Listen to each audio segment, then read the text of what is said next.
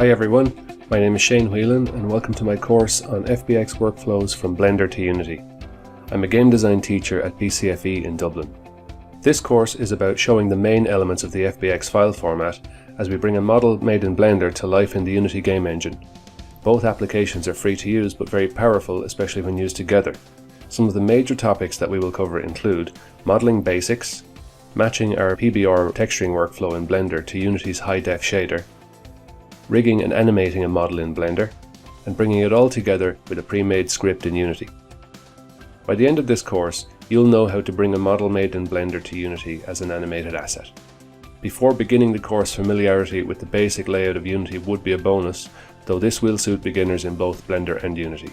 From here you should feel comfortable diving further into both Unity and Blender with courses on building AI-driven characters using Playmaker in Unity, rigging a 2D character in Unity using IK, and creating a production-ready character in Blender. I hope you'll join me on this journey to learn about bringing both of these applications together with the FBX Workflows from Blender to Unity course at Pluralsight.